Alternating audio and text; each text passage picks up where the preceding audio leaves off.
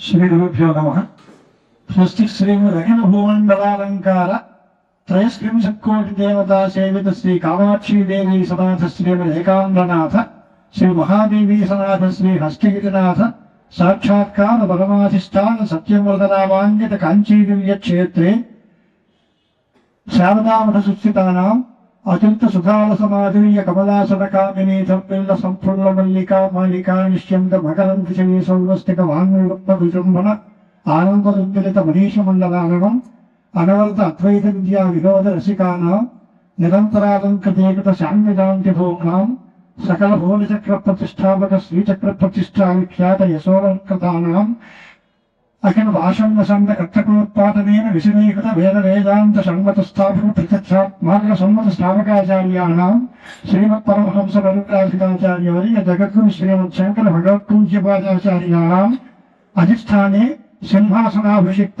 जगद्गुरु श्रीमच्चंद्रशेखरेन्द्र सरस्वती संयमेन्द्राणाम् अन्तेवासिवर्य नियेन्द्र सरस्वती श्रीपादानाम् अन्तेवासिवर्य श्रीमच्छंकर विजयेन्द्र सरस्वती संयमेन्द्राणां च शरणागतयोः साष्टांगं प्रणामान् समर्पयामः। यो वेदादौ स्वरप्रोक्तो वेदान्ते च प्रतिष्ठितः तस्य प्रकृतिरेनस्य परस्य महेश्वरः। चलो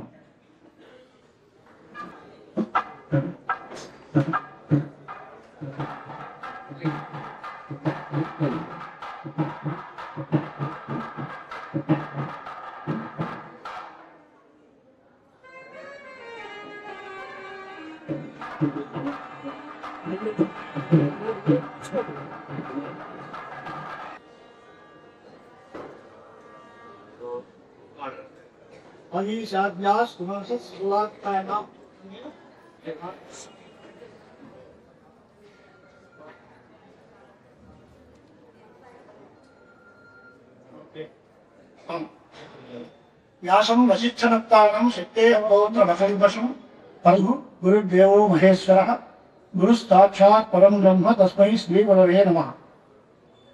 सभायै नमः। परम पूज्य जगद्गुरु శ్రీ శ్రీ శంకరవిజయేంద్ర సరస్వతి స్వామి వారి ఆజ్ఞ మేరకు ప్రతిష్ఠించింది. స్వామివారి విజయయాత్రలో వారితో పాటే కూడా ఉండడం, కాకినాడ గోశాలలో తత్వమాసం అయిన తర్వాత మన మట్టి వారి ఇంట్లో స్వామివారు ఉన్నప్పుడు ఆ వైభవం అంతా కళ్ళాలో చూసినటువంటి మనిషిని దేశం మొత్తం మీద పండితులు అందరూ ఇక్కడికి వచ్చారు స్వామివారి కోసం.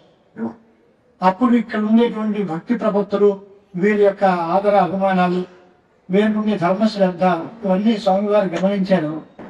చాలా అద్భుతమైన కార్యక్రమాలు చేస్తున్నారు పెద్దాపురం భక్తులందరూ. మట్టి వాళ్ళ నాయకత్వం చాలా బలమైన నాయకత్వం. మారుమూల ప్రాంతంలో ఉండే భక్తులు అందరూ కూడా వచ్చి స్వామివారి యొక్క దర్శనం చేసుకునేలాగా కాంచి కామాక్షి అమ్మవారి యొక్క అనుగ్రహానికి, చంద్రమౌళీశ్వర స్వామి వారి యొక్క అనుగ్రహానికి పాత్రలయ్యేలాగా అనేక కార్యక్రమాలు చేపట్టడం జరిగింది. అదే సందర్భంలో స్వామివారితో మేమందరం ఉన్నప్పుడు ఇక్కడ ఉండే కార్యక్రమాలు అన్నింటినీ కూడా తర్వాత ఊళ్ళలో కూడా స్మరించుకోవడం జరిగింది. ఆ సంవత్సరం మనందరికీ ఒక స్వర్ణోత్సవం, సువర్ణాక్షరాలతో లెక్కింపదగినటువంటి విషయం. ఎప్పుడో పరమాచార్య స్వామి వారు 80 ఏళ్ల క్రితం ఆ బ్రహ్మయజ్ఞం చేశారు ముక్కామల్లో. మళ్ళీ మన స్వామి వారు వచ్చి మళ్ళీ బ్రహ్మయజ్ఞం చేశారు. అప్పుడప్పుడు జరిగిన కార్యక్రమాలన్నీ కూడా ఈ ప్రాంతాల్లో, గోదావరి జిల్లాల్లో విశేషంగా మనకి దగ్గర ప్రాంతానికి కనుక చెప్తున్నాను, విశేషంగా ఇక్కడ కార్యక్రమాలన్నీ జరిగాయి. తర్వాత అమలాపురం ప్రాంతంలో, విశాఖపట్నంలో, రాజమహేంద్రవరంలో, కాకినాడలో ఈ రకాల అన్ని కార్యక్రమాలు కూడా మనం చూసాం. వాటిల్లో మనం పొందిన ఆనందం చాలా అద్భుతమైనటువంటి ఆనందం. ఆ ఆనందాన్ని పొందినటువంటి సందర్భంలోనే స్వామివారు అనేక సార్లు ఈ ప్రాంత భక్తుల యొక్క మనోభావాలు, వీళ్ళకు ఉండే భక్తి శ్రద్ధలు కూడా మనకి తెలియజేయడం జరిగింది. ఇతర భక్తులకి కూడా అలా ఉండాలి, వాళ్ళలాగే వీరు కూడా క్రమశిక్షణతో గురు భక్తితో ఉండాలి, దాన ధర్మాలు చేస్తూ ఉండాలి, సాత్వికమైన ప్రవృత్తితో ఉండాలి, ఎంతసేపు అహంకారం, అభిమానం, గర్వం ఇలాంటివేమీ లేకుండా చాలా గురుభక్తితో ఒదిగి ఉండాలి, ఇలాంటి ఉపదేశాలు చేస్తున్నారు. ఈ సందర్భంలో ఒడికైలో అంటే మణిమండపం అనే పేరుతో ఉంటుంది. మహాస్వామి వారి మండపం కంచికి ఒక 5 కిలోమీటర్ల దూరంలో ఉంటుంది.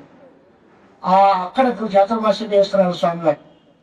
ఆ ఉరకేలో చాతుర్మాసం చేసే సందర్భంలో మేమందరం స్వామివారి దర్శనానికి వెళ్ళినప్పుడు అక్కడ ఈ ప్రస్తావన వచ్చింది. ఈ మధ్యకాలంలో సూత సంహిత ప్రవచనాలు ఎవరూ చేయట్లేదు. రామాయణం ప్రవచనాలు చేసేవాళ్ళు ఉన్నారు, భాగవత ప్రవచనాలు చేసేవాళ్ళు ఉన్నారు, అనేక రకాలైన పురాణాల్లో అక్కడక్కడ కొన్ని రకాల కథలు చెబుతున్నారు. కానీ సొంతం ఎవరు ప్రచారం చేయలేదు. ఇలాంటి అవసరం కొద్ది రోజు సమాజం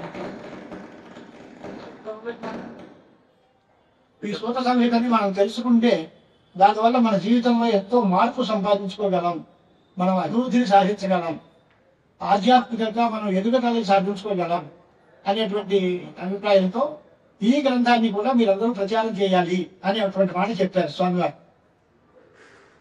సరేనండి అని మరి ఇందాక మన శ్రీబాబు గారు చెప్పినట్టుగా చిత్తూరు అన్నారు.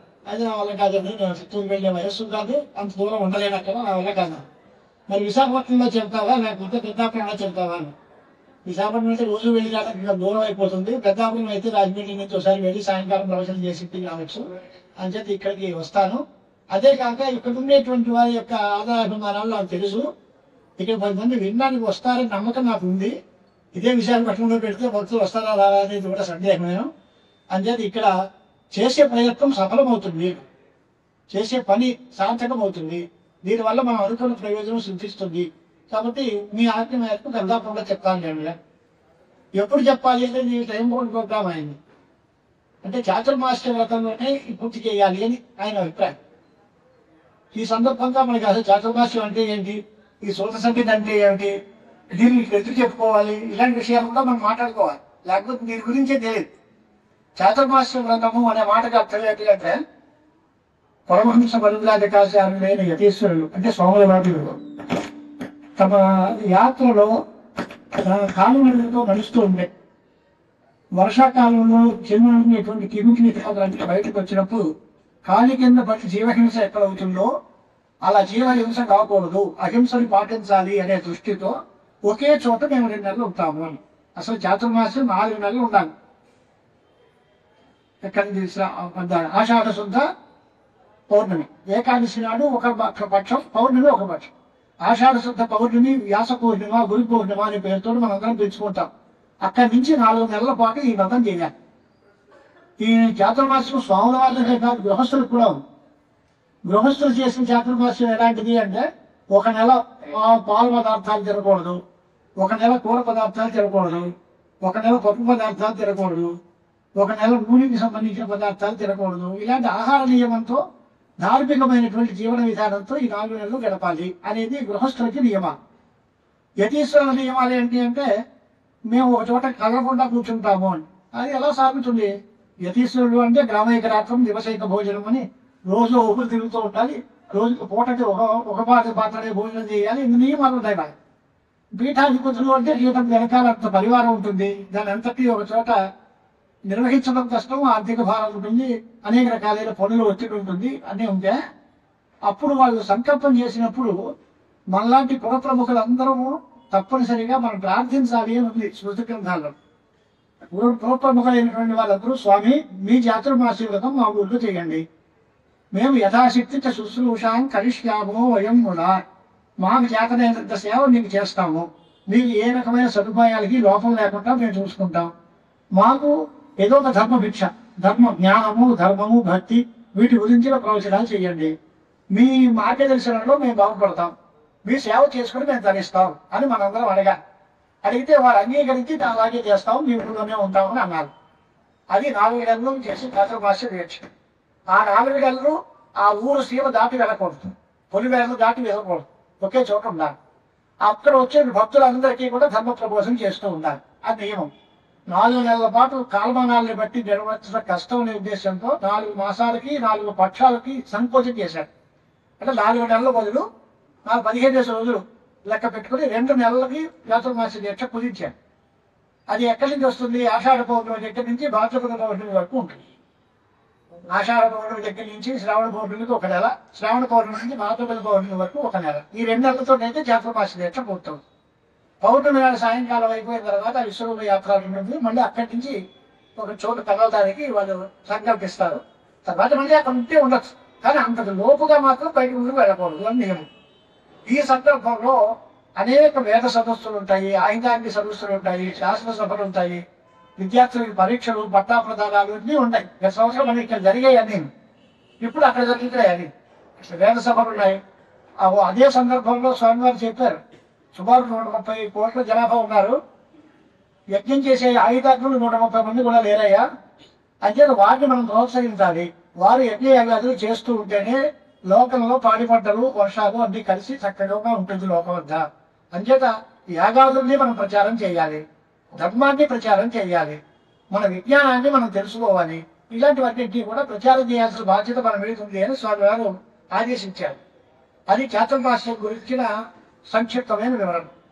ఈ చాతుర్మాస్యంలో ఈ శుభ సంహిత గురించి ప్రస్తావన ఎందుకు వచ్చింది అనే దానికి కూడా వివరణ ఇస్తాను. ఇది గణపతి నవరాత్రాలు నిన్నటి నుంచి ఆరంభమయ్యాయి, మనందరికీ తెలుసు. గణపతి నవరాత్రాలు 6వ పూజలో గణాధిపహాని మహాగణేశ పూజతోటే మనం అందరం ఆరంభిస్తాం. గణపతిని పూజ చేయకుండా ఎవరు ఏ పని చేయరు. ఆ గణపతిని గురించి అనేక రకాలైనటువంటి వాటిలో కూడా గణపతే పరబ్రహ్మ స్వరూపం అనేటువంటి భావం కూడా కనిపిస్తుంది.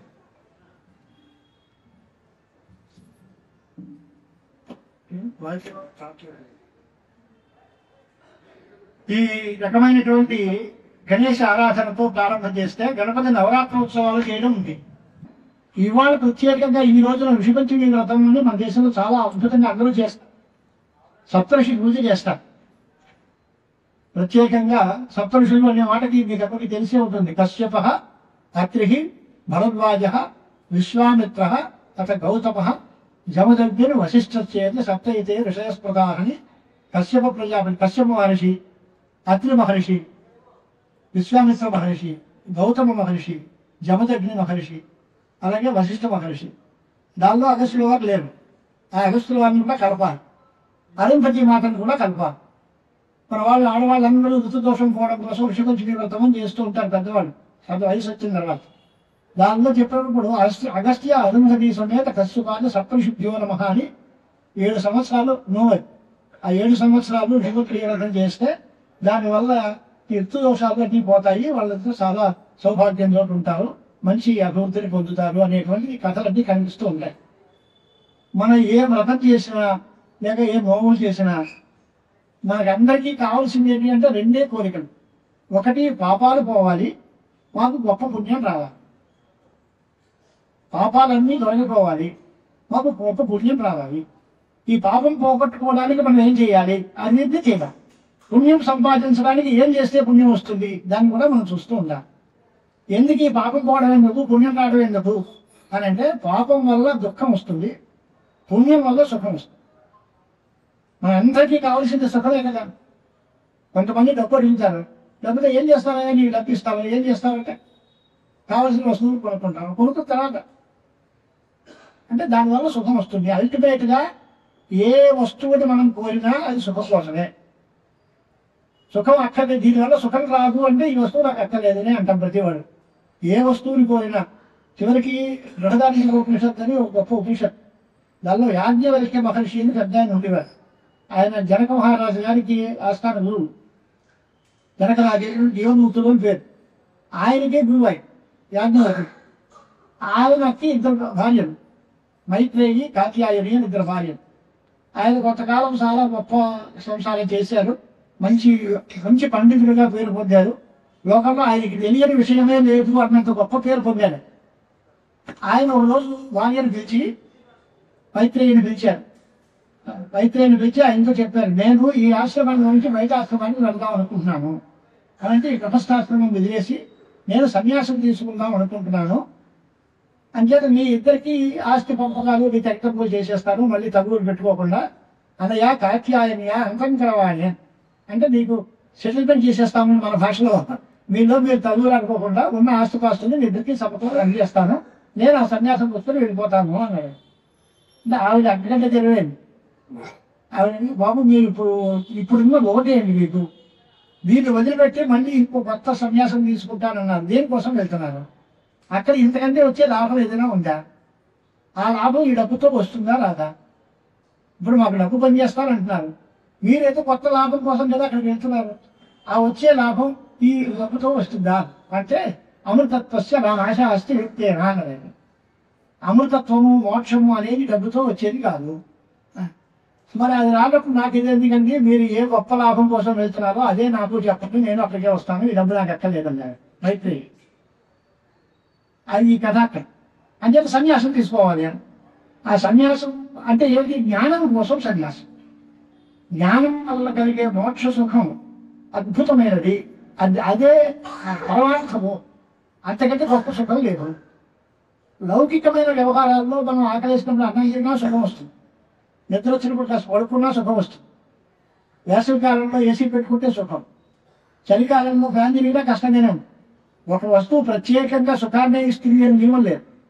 ఒకప్పుడు అది సుఖాన్ని ఇవ్వచ్చు, మరొకప్పుడు కష్టాన్ని ఇవ్వచ్చు. పిల్లలు పుడితే సుఖం అయింది, వాళ్ళు చెప్పిన మాట వినకపోతే ఆ పిల్లలే మనకు రావడానికి యమధర్మరాజులో ఉన్నాడు, రానే రోజులు ఉన్నాయి. రోజుల్లో కావాలి కావాలనుకునే సత్తానమే మనకి ఎదురు తిరిగినప్పుడు వాళ్ళే మనకి దుఃఖానికి కారణమవుతున్నారు అనే మాట కూడా లోకంలో చూస్తున్నాం. అందుచేత ఈ ఫలానాది ఇది సుఖాన్ని ఇస్తుంది లేదా ఇది దుఃఖాన్ని ఇస్తుంది, ఇది మంచిది ఇది చెడ్డది అని చెప్పడానికి ప్రపంచంలో ఏ వస్తువు నిలబడదు. నిజానికి విచారణ చేస్తే ఆత్మ వస్తువే గొప్పది. ఆ ఆత్మను తెలుసుకుంటేనే జ్ఞానము మోక్షము అనేటువంటిది సిద్ధాంతం. దాన్ని తెలుసుకోవడానికి అధికారం రావాలి. ప్రతి వారికి ఆత్మజ్ఞానం మోక్షం అంటే అంటే దానికోసం మనిషిగా పుట్టిన వారికే ఇటువంటి అధికారాలు ఉన్నాయి. మానవులుగా పుట్టినప్పుడే మంచి పనులు చేసే యోగ్యత ఉంటుంది. ఆ మంచి పనులు ఏమిటో తెలుసుకోవాలి, ఆ మంచి పనులు చెయ్యాలనుకోవాలి. అవి ఎలా చేయాలి, ఎప్పుడు చేయాలి, ఎవరు చేయాలి, ఎక్కడ చేయాలి, ఎందుకు చేయాలి అన్నీ ప్రశ్నలే. ఈ అన్నిటికీ సమాధానాలు మనకు దొరకాలి. వీటన్నిటికీ సమాధానాలు వేదాల్లో ఉన్నాయి. కానీ ఆ వేదవాంగ్మయం అందరికీ అంత అందుబాటులో ఉన్నది కాదు. కాబట్టి వేదాల్లో ఉండేటువంటి గొప్ప విషయాలన్నిటినీ జనసామాన్యానికి అందరికీ తెలియజేయడం కోసం వేదవ్యాస మహర్షి పురాణాలు రాశాడు. అది ప్రధానంగా ఇప్పుడు మనం తెలుసుకోవాల్సిన విషయం. అది వేదాలు ఒక భాగం. వేదాలకు సంబంధించి దర్శనాలు, శాస్త్రాలు, స్మృతులు, ఇతిహాసాలు రకరకాలు ఉంటాయి. దానిలో కేవలం పురాణాల మీద దృష్టి పెట్టి మాట్లాడితే పురాణాలు అనేవి చాలా గొప్పవి. వేదవ్యాసుల వారే ఒక చోట రాశారు, 4 వేదాలు బాగా చదువుకున్న మనిషి ఉంటాడు, ఆయనకి పురాణం విషయం ఏమాత్రమూ తెలియదు అన్నారు అనుకోండి, అప్పుడు ఆయన్ని చూసి వేదం భయపడిపోతుంది. వీడు తప్పుడు అర్థం చెప్తాడేమో, ఉన్న అర్థం వేరు, వాళ్ళు చెప్పేది వేరును, ఏ మంత్రానికి ఏ అర్థం చెప్పాలో, దాని పూర్వాన్ని ఉత్తరాంగాలు సందర్భం ఎలాంటిదో అదంతా తెలియక వాడు తప్పుదారి పట్టి సమాజాన్ని అంతటి పక్కదారి పట్టిస్తాడేమో అని భయపడుతుంది వేదం. అంటే ఇతిహాస పురాణంతో వేదాన్ని ఉపగ్రహణం చేయాలి. అంటే ఇతిహాసాల వల్ల, పురాణాల వల్ల వేదంలో చెప్పిన విషయానికి బలం చేసింది. ఉదాహరణగా కావాలంటే ఇప్పుడు వేదంలో ఒకే మాట ఉంది, సత్యం వద అని ఒకటే మాట ఉంది. కానీ సత్యహరిశ్చంద్రుడి కథ మనం తీసుకుంటే ఎంత పెద్ద కథ. పురాణంలో హరిశ్చంద్రోపాఖ్యానం అంతా దాని గురించే కదా. ఆ ఒక్క లేదని బాగా వివరించడానికి ఇంత కథ అల్లి అంతటి చక్రవర్తి కటికాపరిగా చేసుకోవాల్సిన పరిస్థితి ఎందుకు వచ్చింది అంటే సత్యవ్రత దీక్ష కోసం. అంత గొప్ప నిష్ఠతో ఆ సత్యవ్రతాన్ని పాటిస్తే ఆయనకి వచ్చిన లాభం ఎంత గొప్ప లాభం వచ్చింది అంటే ఇవాళ తాత్కాలికంగా మనం వచ్చేటువంటి ప్రలోభాలకి లొంగిపోయి మన జీవితాన్ని పాడు చేసుకోకుండా నిజమైనటువంటి మార్గం ఏది, శాశ్వతమైన ప్రయోజనం మనకి చేకూరే పద్ధతి ఏది అనేది తెలుసుకుని దాన్ని అనుసరించి మానవ జాతి తరించాలి అనే దృష్టితో వేదవ్యాసుల వారు పురాణాలు రాశారు. ఇంకా అంతకంటే కొంచెం ఒక్కడు ముందుకెళ్తే వేదం అనేది పెద్ద పర్వతాల్లాగా రాశిగా ఉందట. అనంత అవై వేదాహం. దానికి ఒక కథ చెప్తారు మన వాళ్ళు. భరద్వాజుడు అనే ఒక మహర్షి, ఆయనకి 300 సంవత్సరాలు ఆయన దాన్ని ఇచ్చారట బ్రహ్మగారు.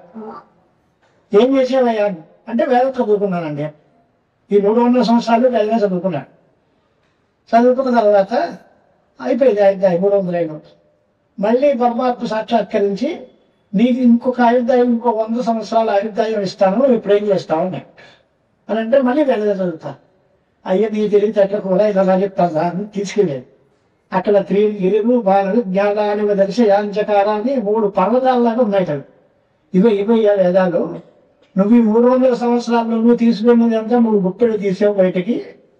ఈ వేదాలకి నువ్వు ఎప్పుడు చదువుతావు, ఇది ఎప్పుడు అయ్యేది, ఇది అయ్యేదేనా ఇది అని చెప్పి తేలిక మార్గంలో దాన్ని తెలుసుకోవడానికి ప్రయత్నం చేయాలి తప్ప అనంతమైన వేదరాశిని నాకు స్వాధీనం చేసుకోవాలి అనేది మానవ ప్రయత్నంతో సాధ్యం కాదు. విశ్వానుగ్రహం కలగాలి అని చూపించారు. ఆ వేదాలన్నీ అలాగా గొప్పగా పడుంటే దాన్ని విభాగం చేసి ఈ వేదం ఇది, ఈ వేదం ఇది అని 4 రకాలు విభాగం చేసిన వారి కనుక వేద వ్యాసుడు అని పేరు వచ్చినాయి. వేదములను వ్యాసాన్ని దాన్ని విభాగం చేయడం అర్థం. వేదములను విభాగం చేసి చూపించిన వాడు.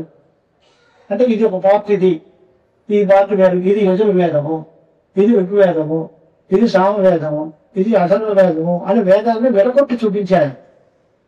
ప్రతి ద్వాపర యుగంలోనూ ఒక వ్యాసుడు పుడతారు అని పేరు. మనకి ఈ పురాణంలో కూడా కాలగణనాటం వస్తుంది. 4 యుగాలు, 4 యుగాలు, కృతయుగం, త్రేతాయుగం, ద్వాపర యుగం, కలియుగం. ఈ 4 కలిగి ఒక మహాయుగం. వాటి లిస్టు కాలగణనం అంతా రాస్తారు, వేదవ్యాసుల వారే రాస్తారు. దానిలో ప్రతి ద్వాపరంలోనూ ఒక వ్యాసుడు ఉదయిస్తాడు. ఇప్పుడున్న వ్యాసుడి పేరు కృష్ణద్వైపాయన వేదవ్యాసుడు అని పేరు. ఆయన 28వ వేదవ్యాసుడు అని పురాణాల్లోనే రికార్డు అయ్యింది. ఇంతకుముందు 27 మంది వేదవ్యాసులు అయిపోయారు. ఇప్పుడు 28వ మంది వ్యాసులు వచ్చారు. ఇంకా తర్వాత మళ్ళీ వ్యాసులు వస్తూనే ఉంటారు. అలాగా కాలం అనంతమైన కాలం తిరుగుతూనే ఉంటుంది. దాంట్లో ఈ కాలంలో వేదవ్యాసులు వస్తూ ఉంటారు, వేద విధానం చేస్తూ ఉంటారు. ఇది మాట. ఒక మాట మాత్రం మీరు అందరికీ పని చేయాలి. వేదము, పురాణము ఈ రెండింటిలో ఏది ముందుది, ఏది తర్వాతది అనేది కొన్ని మాటలు వింటున్నాం మనం. వేదం ముందుదా, పురాణం ముందుదా, వేదం కంటే పురాణం ప్రాచీనమైంది, ఈ మాటలు వింటాం. అది సరైన పద్ధతి కాదు, ప్రామాణికమైన పద్ధతి. వేదము ఎవరు రాయలేదు. వేదం అపౌరుషే, బ్రహ్మగారి యొక్క నిశ్వాస రూపంలో వచ్చింది. నిశ్వాసం అంటే నిట్టూర్పు అని. మనం ఊపిరి విదలడానికి ఏ ప్రయత్నమో అక్కర్లేకుండా అనాయాసంగా సులభంగా గారి ముక్కులోంచి వదులుతాం. అలాగా బ్రహ్మగారి ముఖంలోంచి నిశ్వాస రూపంలో వచ్చినవి వేదాలు. పురాణాలు వేదవ్యాసుల వారు విభాగం చేసి రాసినారు. అష్టాదశ పురాణానాం కర్త సత్యవతీసుత అని సత్యవతీసుతులైనటువంటి వేదవ్యాసుల వారు 18 పురాణాలు రాశారు. మరొక 18 ఉప పురాణాలు ఉన్నాయి. వారి పేర్లన్నీ ఆయన రాసుకుంటాడు. బాబు ఏ పురాణం ఎన్ని శ్లోకాలు ఉన్నాయి, ఏ పురాణంలో ఏ ఉప పురాణం ఉంది, ఇవన్నీ కూడా ఆయన రాసుకుంటారు. మనం ఏం చెప్పక్కర్లేదు. ఇది పురాణం తాలూకు ఉపయోగం. ఈ పురాణ విజ్ఞానం వల్ల వేదాంతం బలపడుతుంది. లేకపోతే వేదంలో చెప్పింది ఏమిటో అందరికీ అందుబాటులోకి రాదు. మనం ఇవాళ సమాజం ఏంటి అంటే చాలా పెద్ద స్థాయిలో ప్రస్తావత్రయ భాష్యాలు, శంకరాచార్య వారు భాష్యాలు రాశారు, ఉపనిషత్తులు ఉన్నాయి. అవన్నీ అంటే అందరికీ అందుబాటులో కాదు కదండి. మా అందరికీ ఉపయోగం ఎలాగా అటువంటి అంటే మనం అందరం పురాణాన్ని ఆధారంగా తీసుకుని పురాణంలో చెప్పిన దాన్ని బట్టి మన జీవితాన్ని చక్కదిద్దుకోవాలి. అంటే మన దేశం యొక్క సౌభాగ్యం, పూర్వకాలంలో ప్రతి గ్రామంలోనూ కూడా ఒక పురాణ ప్రవచనం ఉండేది. కార్తీక పురాణంలో, మాఘ పురాణంలో, ఏదో రకరకాల వైశాఖ పురాణంలో ప్రతి నెలకి ఏదో ఒక పురాణం. పంతులు గారు అక్కడ కూర్చోవడం, పురాణం చెప్పడం, సాయంకాలం వేళ రచ్చబండ దగ్గర అందరూ కలవటం, వారందరూ ఏదో కార్యక్రమం చేయడం. ఈ నెలలో ఏ కార్యక్రమాలు చేయాలి, ఈ నెలలో ఏ పండుగలు వస్తాయి, ఎటువంటి నవ్వులు చేయాలి, ఎటువంటి వ్రతాలు చేయాలి, ఎలా దాన ధర్మాలు ఎలా చేయాలి, ఆఖరికి చలివేంద్రాలు ఎప్పుడు పెట్టాలి, వసంత నవరాత్రులు వచ్చి సంవత్సరాలు అయ్యింది అనేసరికల్లా మీరు అందరూ చలివేంద్రం పెట్టండి అని చెప్తారు పురాణాలు. ఎందుకంటే అప్పుడు ప్రజలకి దాహం వస్తుంది, వేసవి కాలం, వాళ్ళకి నీళ్ళు ఇస్తే పుణ్యం. ఇలాంటి చిన్న విషయాల దగ్గర నుంచి మోక్షం వరకు ఉండే సమస్త విషయాన్ని పురాణాలు మనకి ప్రస్తావన చేస్తూనే ఉన్నాయి. అది పురాణం తాలూకు అవశ్యం. ఆ పురాణాల్లో చాలా పెద్ద పురాణం స్కాంద పురాణం. అది 18 పురాణాలు. అవి మద్వయం భద్వయం చైవ బ్రత్రయం చతుష్టయం అనావలింగ కోష్కానే పురాణాన్ని అవసారే రకరకాల 18 పురాణాలు చెప్పారు. అగ్ని పురాణం దగ్గర నుంచి ప్రారంభం చేసి అగ్ని పురాణం, బ్రహ్మాండ పురాణం, భవిష్య పురాణం, భవిష్యోత్తర పురాణం, బ్రహ్మవేవర్త పురాణం, రకరకాల పురాణాలు. దానిలో చాలా పెద్ద పెద్ద పురాణాలు ఏమిటంటే పద్మ పురాణం, స్కాంద పురాణం 2 పెద్దవి. పద్మ పురాణం ఒకటి, స్కాంద పురాణం ఒకటి, 2 పెద్ద పెద్ద పురాణాలు. దాంట్లో ఈ స్కాంద పురాణంలో ఒక భాగం ఈ సూత సంహిత. స్కాంద పురాణంలో సనత్కుమార సంహిత అనేది మొదటిది. అది అయిపోయిన తర్వాత సూత సంహిత అనేటువంటి సూత్ర వారు చెప్పినటువంటి ఈ ధర్మ గ్రంథం అంతా. ఈ గ్రంథానికి సూత సంహిత అని పేరు. అంటే సూత సంహిత ప్రత్యేకమైన గ్రంథం కాదు, స్కాంద పురాణంలో ఒక భాగం. దీనికి 6000 శ్లోకాలు మూలం. అసలు 1,00,000 శ్లోక సంఖ్య స్కాందం, 1,00,000 శ్లోకాలు ఉన్నాయి. దానిలో ఈ సూత సంహితకి 6000 శ్లోకాలు ఉంటాయి. ఈ 6000 శ్లోకాల్లోనూ ఆయన ఏం చెప్పారు అంటే మనకు కావాల్సిన అన్ని విషయాలని చెప్పారు. ఎవరు చెప్పారు అంటే వాళ్ళకి కూడా పుణ్యం ఉంటుంది. మనం అందరం వింటూ ఉంటాం, అహం కాశీం గమిష్యామి తత్రైవ నివసామ్యహం ఇది బ్రువాస్తతం కాశీవాసఫలం పదే. నేను కాశీ వెళ్తాను, అక్కడే ఉంటాను, కాశీలోనే జీవితం గడుపుతాను అని అనుకుంటూ వాడు కాశీ ఎప్పుడు పక్కన చూడడు, కాశీ వెళ్ళడం ఇక్కడే ఉంటాడు. కానీ నేను కాశీ వెళ్తాను అనుకుంటాను, వాడికి కూడా కాశీవాస ఫలం ఉంటుంది. అక్కడికి వెళ్ళి మా బిజినెస్ ఏమైపోయిందో, అక్కడ మా పాత్రలు ఏదైనా మా అబ్బాయి పెడుతున్నామో అనుకున్న వాడికి కాశీ ఫలం లేదు. అక్కడ వెళితే వాడికి ఫలం ఉండదు. కానీ వెళతాను అనుకున్న వాడికి ఫలం ఉంది. కారణం ఏంటంటే వీడి మనస్సులో కాశీ మీద శ్రద్ధ ఉంది. అక్కడికి వెళ్ళినా వాడి కుటుంబ వ్యాపారాల మీద వాటి మీద దృష్టి ఉందే తప్ప కాశీలో విశేషాలు దర్శనం చేయాలి, గంగా స్నానం చేయాలి అలాంటి భక్తి లేదు. చిన్న మనస్సు ప్రధానం. చిన్న మా పురాణాలన్నింటిలోనూ మనయో మనుష్యానాం కారణం బంధమోక్షయోహం, మనస్సే ప్రధానము. మనిషికి బంధం ఏర్పడినా, బంధం అంటే కట్టుబడి ఈ సంసారము, చిక్కుదీళ్ళ సమస్యలు, బాధలు, దుఃఖాలు, రోగాలు ఇవన్నీ సంసార బంధం. దీనికి కారణము మనస్తే, దీనిలోంచి బయటపడడానికి కారణము మనస్తే. ఎటువంటి మనస్సు బంధానికి కారణమవుతుంది, ఎటువంటి మనస్సు మోక్షానికి కారణమవుతుంది అనేది కూడా విచారణ చేసి శాస్త్రాలు నిర్ణయించాయి. మోక్షాయ నిర్విషయ, బంధాయ విషయాసక్తం మన. విషయమాంఛలు అంటే విషయములు అంటే అనుభవించే పదార్థాలు. అది కావాలి, ఇది కావాలి, ఇది కావాలి, ఇది కావాలి అనుకుంటే, అన్ని కావాలి అనుకుంటూ ఉంటే వాటిలో మమయం అవుతుంది మనసు. ఇప్పుడు మీరందరూ భగవద్గీత వినే ఉంటారు. జాయతో విషయాన్ పుంసః సంగస్తేషు ఉపజాయతే, సంగాత్ సంజాయతే కామః, కామాత్ క్రోధోపి జాయతే, క్రోధాత్ భవతి సమ్మోహః, సమ్మోహాత్ స్మృతివిభ్రమః, స్మృతిభ్రంశాత్ బుద్ధినాశః, బుద్ధినాశాత్ పునశ్యతి అని భగవంతుడు పెద్ద దృష్టి ఇచ్చాడు.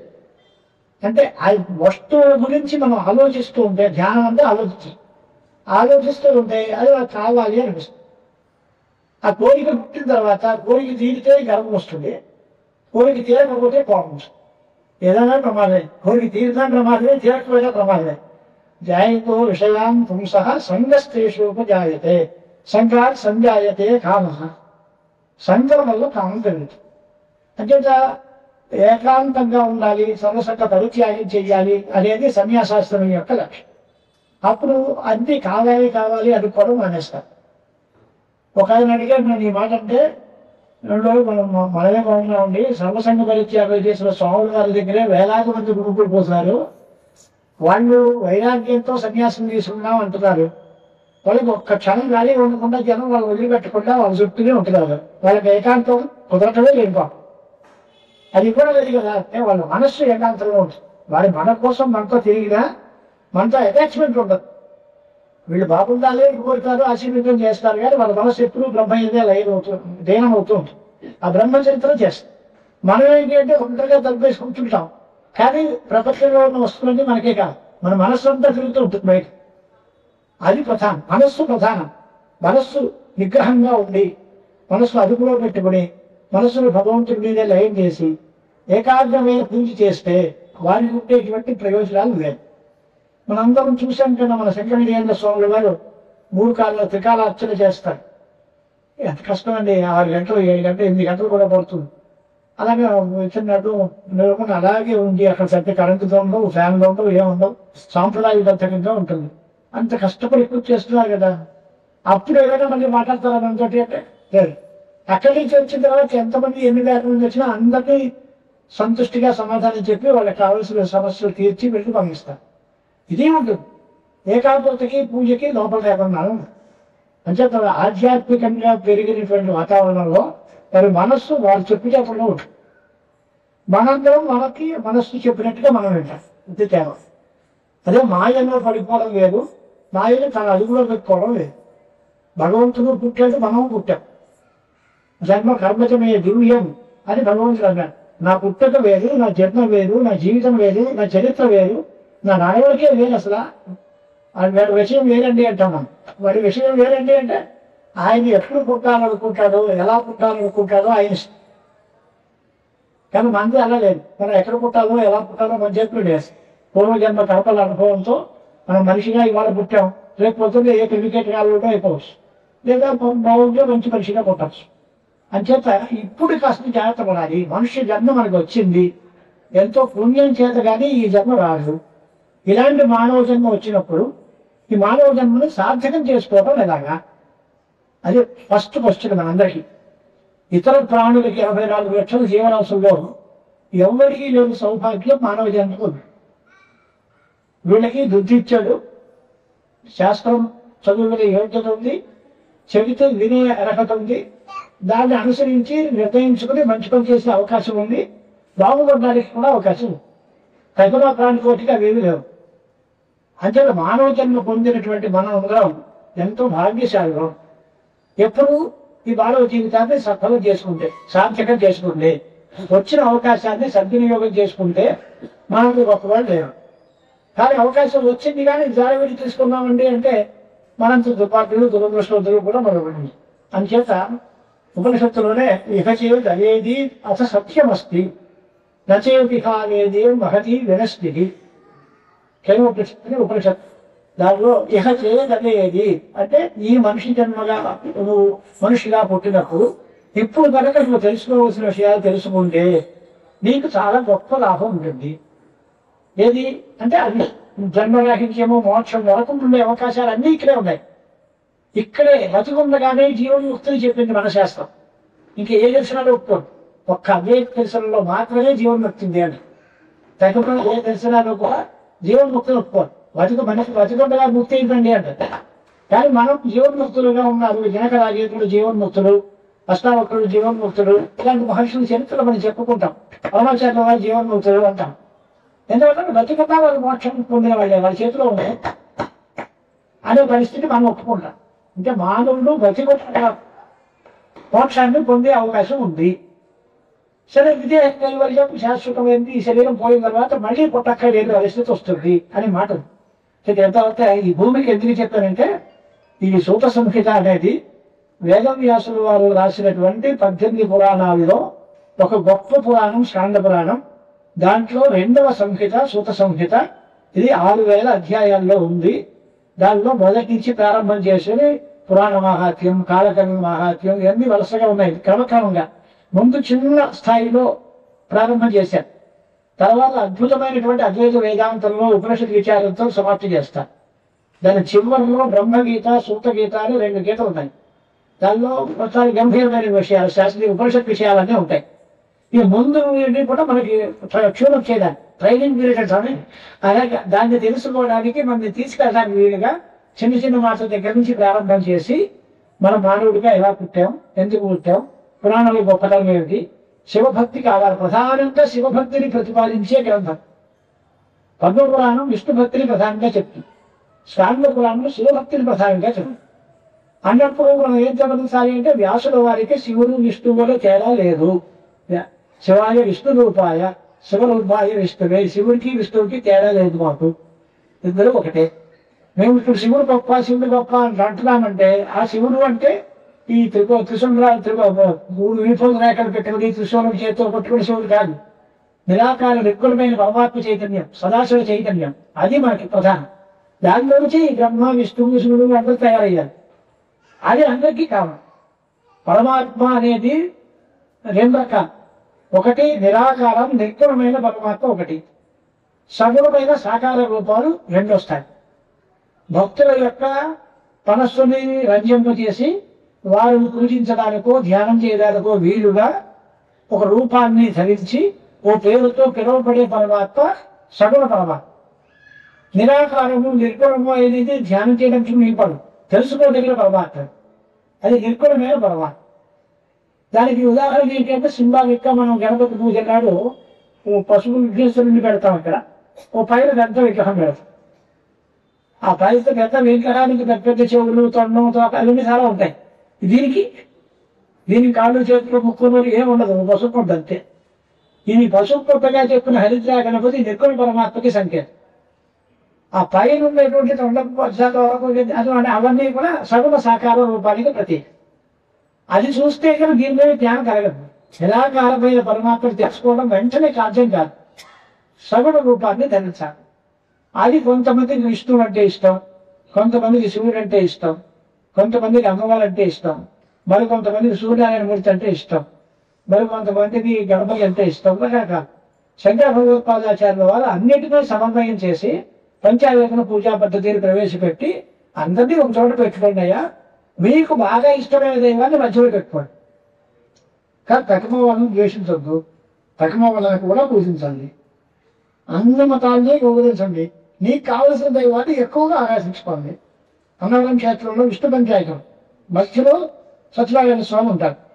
మనం ప్రవచనం చేసేటప్పుడు గణపతి, సూర్యనారాయణమూర్తి, అమ్మవారు, శివుడు 4 గుణంలో ఉంటారు. ఈ నలుగురికి పోషించి మహారాష్ట్రలో ప్రేమిస్తూ సంతోషం. అలాగే శివ పంచాయతంలో మధ్యలో శివుడు ఉంటాడు, శంకరుడు, నారాయణుడు, అవును తర్వాత నారాయణుడు, గణపతి, దేవి, సూర్యనారాయణమూర్తి చుట్టూ ఉంటారు. అది పంచాయతీల పూజాపంచం.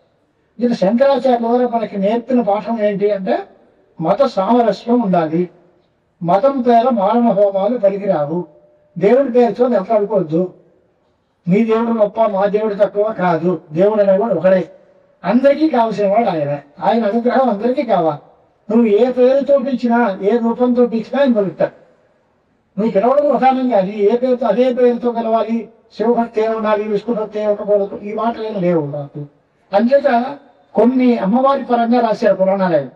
దేవి భాగవతం మొదలైన పురాణాలు, బ్రహ్మాండ పురాణంలో లలితోపాఖ్యానం, ఈ మధ్య మనకి నవరాత్రుల్లో చెప్పించారు కదా లలితోపాఖ్యానం. లలితోపాఖ్యానము బ్రహ్మాండ పురాణంలో ఉంది. అలాగే దేవి భాగవత మహాపురాణం ఉంది. వాటితో అమ్మవారే చొప్ప అనే మాట ఉంది.